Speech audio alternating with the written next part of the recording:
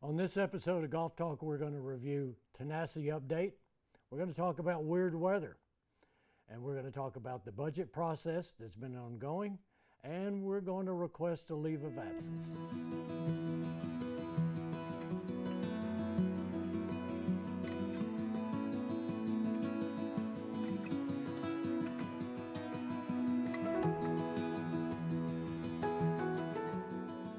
Welcome to this episode of Golf Talk. I'm your host, Pat White, and today we have Wells McClure, Director of Maintenance. Welcome, Wells.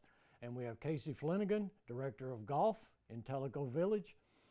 And welcome all of you back to Golf Talk.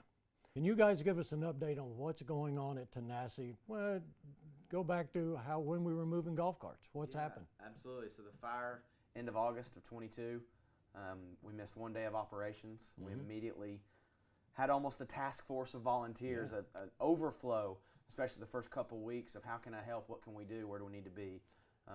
You were one of those, Pat, and so. Well, as long as you brought that up, it wasn't just golfers either. No. It was amazing how many just people came. I met a ton of people just through the process. Yeah. And so we were keeping those golf carts at Public Works, shuttling half a mile every day. So a lot of wear and tear on those vehicles, staging them wherever we could. Organized chaos is probably the best word for it. But we saw golf miss one day, like I said, and the revenue we're seeing from that continues, right? And so then we immediately set out and we got a temporary cart barn put in place, and that went out online on February of 23. And then we got a brand new temporary clubhouse from Clayton Homes, spec'd out. It's got a great counter there. It's got an office for myself and Lucas, the assistant professional there, and a nice lounge. And then we've been fully functional in that since May. Got a great deck on that thing too. There's a I great sat out there yesterday. Absolutely, and we're going to talk about the weather we've been seeing, and that I think that between the Tenasi staff, the maintenance staff, they had the POA staff, everybody had to make some kind of adjustment to what was normal, right? And then the volunteers, just the term, I've used it so many times now, it takes a village, and that's us, right? And so now we're out for bid for that new building. We've met as a Tenasi Restoration Committee. How many times? 50 times probably, right? Worked really hard and worked hand in hand with the board of directors and the community on what we need and what were our strengths, what were our weaknesses. We feel like we've got a great plan in place that's out for bid. And then soon I think you'll start to see that older building be demolished as soon as that gets signed off on. So we're moving in the right direction, and I'm really excited to see what 2024 holds. So the question to both of you guys, because you'll both be involved in it heavily, is when we start construction on Tenasi,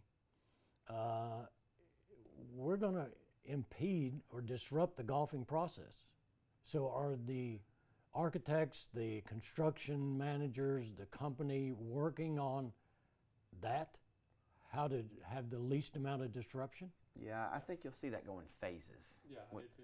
Yeah. Whereas that might be, we're going to need to know, are you going to need X number of parking spots? Because if you do, that impacts the tee sheet at Tenasi, right? I can't have a full tee sheet with only half the parking lot. We already know there's a problem there. So are we going to need to move that temporary building somewhere else? Or are we going to have to go back to the snack shack? And I hope that's not the case. But whatever we need to do to make the operation go, right? Because we know what the end game goal is, right? And so is that even going to be in 24? Is that going to be the beginning of 25? Or maybe that gets pushed to the latter months where we're not supposed to be playing golf in November and December. This year's a little different, right? It's 70 degrees, I think, right now. So, but we're fully prepared for those phases and I think we've proven we've got the staff that can make it go. And the message is, it is being analyzed. It's being looked at. It's not something that's being overlooked. We know it's coming. We know it's going to happen. It is going to be a disruption, and we want to minimize the disruption as much as possible. Is that a good statement? Yeah, absolutely. Okay. Absolutely. I think we're ready for it, and we. Ready. Well, question to you. Yep. This is the weirdest weather that I think I've ever seen. Well, November, September, October, that fall weather's weird. Warm in the morning, 1 week. Next week it's cool, fog comes in, then it's frost, causes delays. How do you determine a delay? Yeah, the delay can change from day to day and really from time of the winter to later in the winter. In the fall we're still dealing with green Bermuda grass. Typically our greens are the last thing to frost that time of year because the soil temperature is a little Doesn't get quite as cold as our clay-based soils everywhere else on the golf course. So when the Bermuda grass is still green and we get frost, it's no traffic, no play, no carts, nothing until that lifts, and that inhibits us from getting started, because even though the green may not have frost on it, we can't get to the green. We could tiptoe out there. We kind of tell our guys, park on the cart path. A little bit of foot traffic on some green Bermuda is not the end of the world. It may even go unnoticed, but cart traffic on green Bermuda grass will leave. Like ruts, isn't it? Yeah, it almost looks like ruts. You can see your tire tracks, and what that is where that plant's frozen. Those cells are frozen in place, and you drive across them, and it crushes those cells and damages the plant. That's when everything thaws out, you'll have nice green fairways still after the first couple frosts before everything turns brown, and you'll have these dark, almost black or blue looking tire tracks. So early in the year, frost delays can last a little bit longer as we're waiting on some of the shaded areas. 10 fairway, 10 green, for instance, stays frosted much longer. 11's straight out in the sun, 12 is, 1, 2. So a lot of times that's why we'll maybe start on one side or the other, trying to get playoff quicker. But as we get later in the year, when the Bermuda grass goes completely brown, there may be some frost on dormant Bermuda grass, but not on the greens, and we can get out on. Once that chlorophyll's left the plant, we're not going to damage it by getting on it. So we can kind of get out a little bit quicker that time of year. And this is also the time of year, again, where our Bermuda grass is going brown. And we've played with something. Last year, tested it at Tenasi. It's called a fall color pack. What is a fall color pack? So one of our chemical suppliers has come up with a formulation of a mixture of micronutrients and a plant pigment. Oh, really? And you apply that typically around the middle of October, and then you do it again beginning of November. So the idea is to get the first application out before the first frost and the second application out before the first freeze. Yeah. Once we get some really deep, heavy freezes, they'll still go off color. But it's allowed us at Tenasi to really hold on to some nice green color in the fairways a little bit longer into the year. Yeah. Some fairways are a little greener than others because there's more green leaf tissue still available when we made the spray, because you still need some live tissue in the plant to absorb those micronutrients. So if you think, like, if you drive by Tenasi, number 10 is really green. Number 9 is not so much. Number 9 had a much heavier frost than 10 did. So it's been fun to play with, and we even saw a benefit in the springtime from a little bit earlier green up on number 4 last year when we tried this product. So it's I don't know, I like playing golf off of green grass, and I think most people do. This time of year we're not getting frost every day, so if we can do something to combat that, Bermuda from going brown after the first frost or two, I think it just makes for a more enjoyable golf experience. So you call for the delay. Yes, getting back to the frost delay. It then goes to Casey. That's right, Casey and his crew. Yep, our delay is strictly from agronomic reasoning. And we also update Twitter. Like when it's a frost delay, we'll know the night before probably if we're going to have a frost delay. As soon as we get there, we make a call. A lot of times we'll say check back in an hour, check back at this time or that time. So you're not waiting at the pro shop for 2-3 hours. You had an 8 o'clock tee time. We're on delay till 10.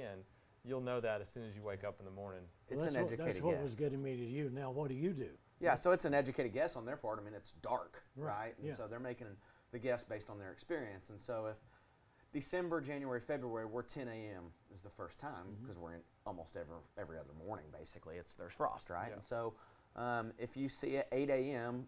through X or what used to be Twitter is the application they use, the social media app, and they'll put on there at 8 a.m., expect an hour delay. Well, the golf shop doesn't need to open at 8 a.m. for 10 o'clock tee times, right? So we'll open an hour before the first time. So at 9 o'clock, our staff gets there, and we see, okay, Wells's team or Jordan's team or John's team, whichever golf course you're at, has communicated expect a 1 hour delay. As we get closer to time, either they'll stop in the golf shop, they'll put it on the social media tool, or maybe they'll just call the golf shop. But there's great communication between our team and the maintenance team, and we come up with a more solidified time that we're going to be closed. So in the meantime, check that social media tool, call the golf shop if you're within the first hour, and then if you have a 10:45 tee time and we said we're going to be delayed an hour, that's moved you to 11:45. Okay. But if there were no tee times from 10:15 to 10:45, your original times, then we caught that 30 minutes back up, so your delay might only be 30 minutes, right? And so it's a little bit of a guessing game on the staff, and don't get frustrated with the staff member if you can't get it perfect, because it's never going to be perfect. Well, it's a little bit of guessing game on the part of the golf group too, because if you had a 10:45 start and you take the the history and say they're not going to play, Yeah.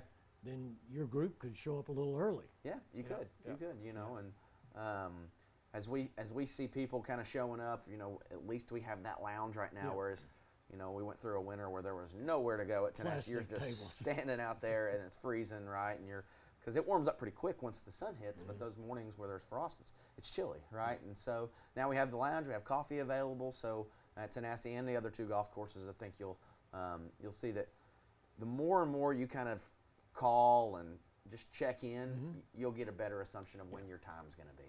When we feel like we can get started, so, you know, at Tenasi, you know, the putting green's wide out in the open sun. As soon as it clears the trees behind 10, it's right out in the sun. So it's usually one of the first areas to thaw out. And as soon as it thaws, we can get started.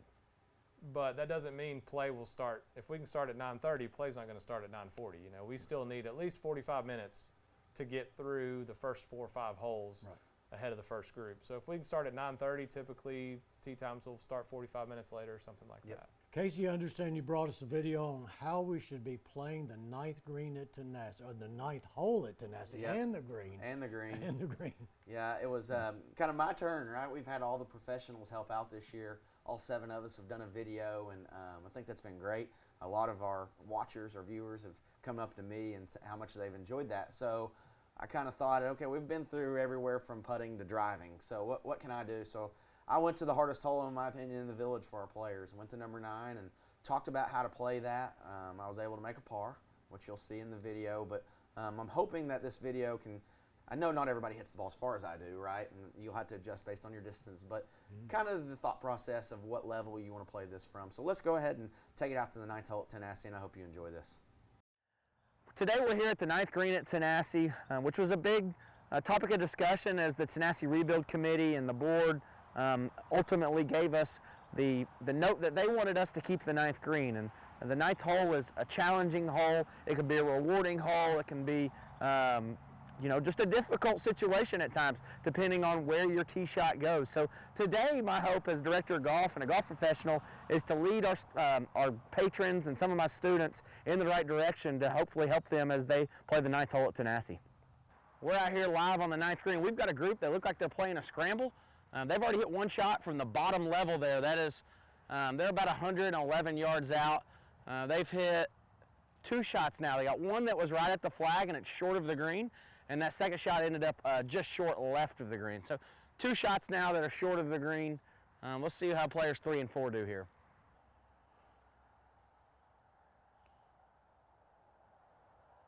Here's our 3rd shot. 3rd shot, you can see, just came up short. So 3 players in a row that have hit it short of the green. Our final player, our 4th player, it's Mr. Ken. Ken's about a 9 handicap, to put that in relation for our viewers at home.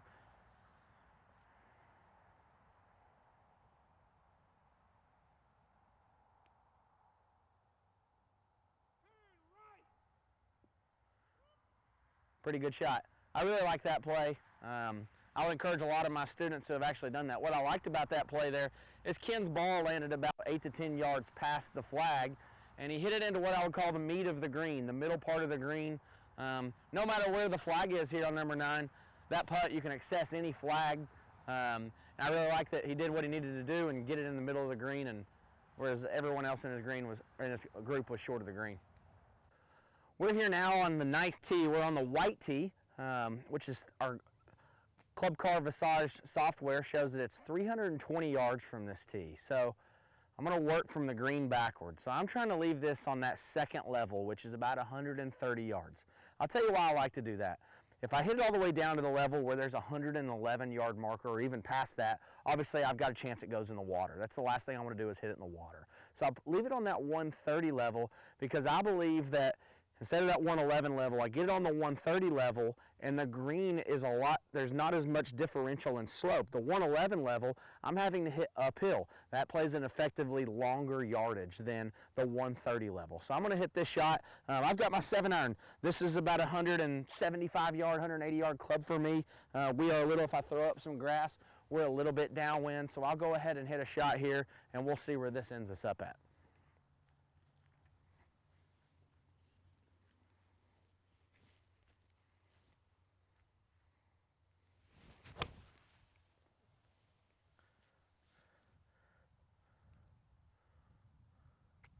Okay, that's pretty good. I'm happy with that. I'm thinking it might get us to 130 level, hit it pretty good.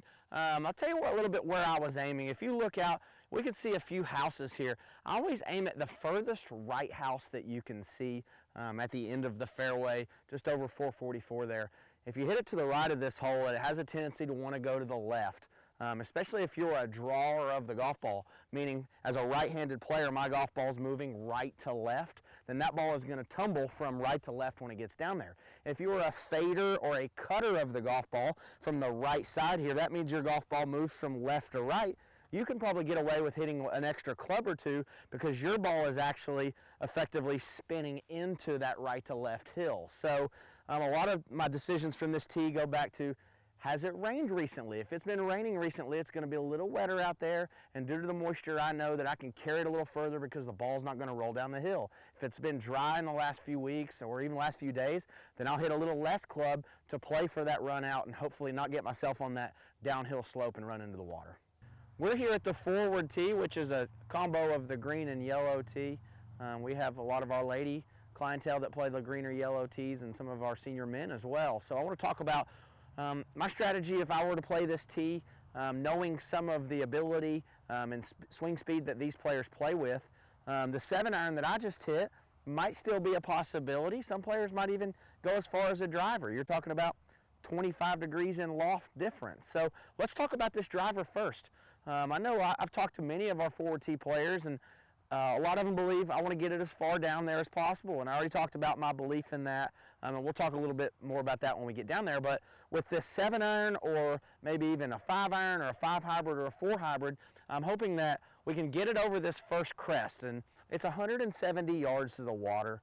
That first crest is only about 100 yards from here. So you've got 70 yards from first crest to water to deal with. So what I'd like to see you do is hit something maybe in that 100, 110 yard range that's coming in, and depending on how it's apexing, if it's a driver, it's going to be coming in lower. If it's a fairway wood, it might be a little higher on up to 7 irons, and you can see where I'm going with the loft of the shot.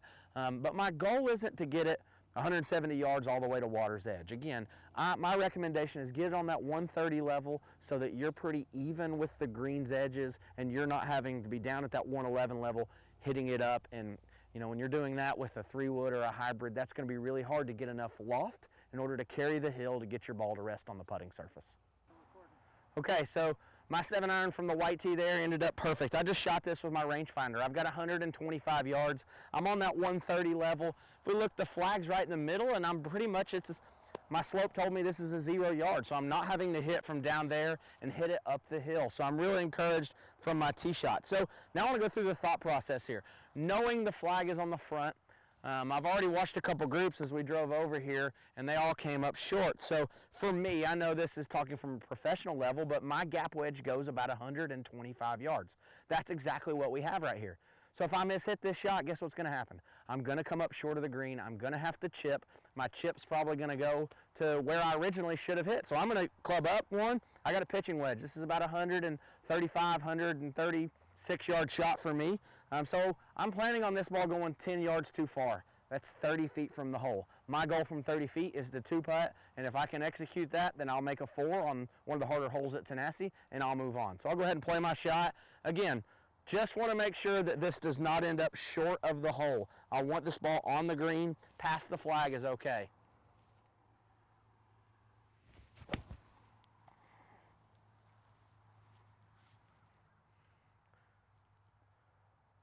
Pretty good. I don't know if the camera picks that up or not. Looks like it's about 25, 30 feet behind the hole. I'll get some sand, repair my divot. We'll be on our way. All right. So I've hit a good shot in here. I am 1, 2, 3, 4, 5, call it 6. So 18 feet past the flag. Our goal was about 30 feet past the flag. So if I'm being honest, I hit that shot just a little heavy, and that's why it came up short. So if we talk about that, I hit my gap wedge 125 yards. Well, that would have gotten me even with the flag. If I would have hit it just a little bit heavy and only hit it 119, 120 yards, guess where I would have been? Down there chipping, right? So my goal was to not hit it this far from the flag. My goal was to get it into the middle of the green. If the flag was in the back, I would have made sure that I didn't hit it over the green. If the flag's in the middle, I consider that a green light situation. It's a chance for me to hit it close to the hole. So I'll repair my ball mark here, and we'll hit the putt. Hopefully my speed is good. We make a par, and we get out of here.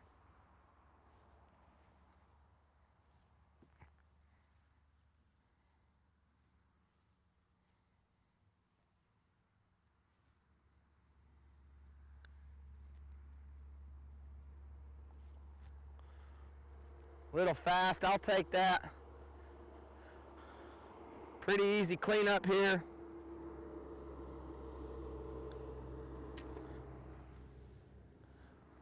So a couple things there. I felt like we were really smart from the tee. We got it to the 130 level, which is where we wanted to be. Then once we got there, we made a smart decision to hit the ball past the flag because the flag was in the front of the green, and I really wanted to make myself be speed oriented with my third shot, which was my birdie putt in this case, and then I was able to make a 4. If we didn't get this ball to the green, then I want you on that third shot or your chip shot, whatever shot that may be, I want you to make sure you get that chip shot onto the green. Don't try to get too cute with that shot and end up making a larger score than you already are going to. We have 7 wonderful golf professionals within Tellico Village. If you have any problems with your game or looking to maybe get a different opinion on what you're currently doing, or maybe just to pick our brains, please contact one of those golf professionals. They would love to help you, whether that's an individual lesson, a playing lesson, or within a group setting. Each of those, the contact information is on their website, www.golftellicovillage.com, under the Lessons tab. That was a great video. Thank you. Now tell me the truth. You can hit a 7-iron 195 yards, you said? No. About 175 is a stock 7-iron for me. I can maybe pump it out there a little further if I want to hit it harder, but if I need my 7-iron to go further, Pat, I just hit my 6. Yeah. Right? Okay. No reason to try to hit it hard. That's good. That's a good. So, I have a question for both of you guys. Yep. We just went through the budget process. People watching the video are going to have been exposed to that.